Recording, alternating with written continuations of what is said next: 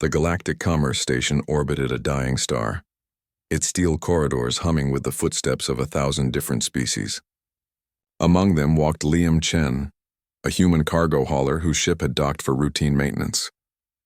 He wasn't looking for anything particular that evening, just stretching his legs after 3 weeks in the cold darkness between stars. The alley behind the exotic pet market reeked of ammonia and decay. Liam had taken a wrong turn, or perhaps the right one, depending on how one measured such things. That's when he heard it, a soft, pitiful sound coming from inside a disposal unit. He stopped. The universal translator in his ear struggled with the noise, finally settling on something between a whimper and a plea. Liam pulled open the rusted hatch. Inside, among the discarded food containers and broken merchandise, something moved.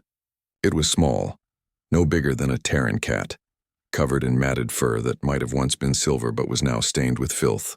6 eyes blinked up at him, 2 large primary ones and 4 smaller ones arranged in a diamond pattern on what he assumed was its forehead. Its body was vaguely feline, but with an extra set of limbs folded against its midsection. "Hey there, little one," Liam whispered, extending his hand slowly. The creature flinched, pressing itself further into the corner of the disposal unit. Its 6 eyes tracked his movement with obvious terror. "I'm not going to hurt you," he said, though he knew it couldn't understand his words. But tone was universal, wasn't it? He'd learned that much in his years traveling the stars. Carefully, Liam reached in and scooped the trembling creature into his arms. It didn't fight, merely shuddered against his chest. He could feel its rapid heartbeat, or hearts plural given the irregular rhythm. "What do we have here?" A voice spoke from behind him. Liam turned to find a Vexian merchant, its purple carapace gleaming under the station's artificial lights. You found the vermin. Dispose of it properly, human. Incineration chute is 2 levels down." "Vermin?" Liam's grip tightened protectively around the small creature. "A Kiksari runt. Useless specimen. Too small, too timid, wrong coloring. No one wants them. They're pests in this sector. Breed too quickly, eat through cargo, spread disease." The Vexian's mandibles clicked dismissively. "That one's been marked for disposal. Market regulations. She's alive," Liam said flatly. "It's vermin," the merchant corrected. "Waste of resources to feed it." Liam looked down at the small creature in his arms. 6 eyes stared back at him, filled with something that looked remarkably like hope. He'd seen that look before, in the eyes of a stray dog he'd found as a child in New Beijing, in the face of his sister when their parents had died, in his own reflection during the dark years after the colony wars. "I'll take her," Liam said. The Vexian's antennae twitched in what might have been laughter. "Take it? You want to pay for garbage?" "How much?" "For that defective thing?" The merchant considered. 5 credits. And you sign a waiver. No refunds, no complaints if it carries parasites or disease. Liam transferred the credits without hesitation. The Vexian provided a digital waiver, which Liam signed with a thumbprint, and then he was walking back through the station with a living being cradled against his chest. His ship, the Wandering Star, was small but comfortable. Liam had converted the extra cargo bay into living quarters years ago, preferring solitude to crew. He set the Kiksari down on his bunk and went to the galley to find something edible. When he returned with a bowl of synthesized protein and water, the creature hadn't moved. She watched him with those 6 unblinking eyes as he set the bowl down near her. "Go on," he encouraged. "You must be starving." She didn't move. Liam sat on the floor, making himself smaller, less threatening. He took a piece of the protein and ate it himself, showing it was safe. Then he placed a small piece near her. Slowly, painfully slowly, she extended one of her primary limbs and touched the food. A small, rough tongue emerged to taste it. Then she was eating ravenously, desperately. "Easy, easy," Liam cautioned. "You'll make yourself sick." When she'd finished, he carefully wiped the filth from her fur with a damp cloth. She trembled but didn't resist. Beneath the grime, her fur was indeed silver, shot through with strands that caught the light like fiber optics. "Beautiful.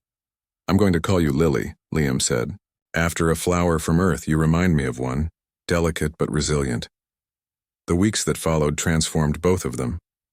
Lily grew stronger, her fur regaining its luster. Those 6 eyes that had been filled with fear now sparkled with curiosity.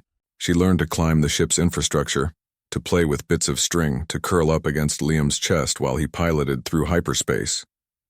But the real transformation was in Liam himself. He found himself talking to her, sharing thoughts he'd kept locked away for years. About the colony wars he'd fought in, about the family he'd lost, about the loneliness that had driven him to the stars.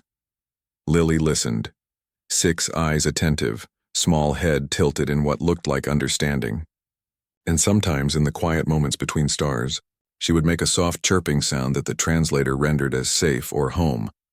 When they docked at Proxima Station 3 months later, Liam was approached by a Kixari delegation. They were tall, elegant beings with the same 6-eyed structure but triple Lily's size, their fur groomed and adorned with what appeared to be jewelry. "We heard," the lead diplomat said through the translator, "that you rescued one of our young. The merchant was prosecuted for illegal disposal of sentient beings. We've been searching for survivors." Liam's hand moved protectively to Lily, who sat on his shoulder, her extra limbs wrapped around his neck. "She's with me now. We see that." The diplomat's 6 eyes crinkled in what might have been a smile. "We also see that she's happy, healthy, loved." A pause. "Tell us, human.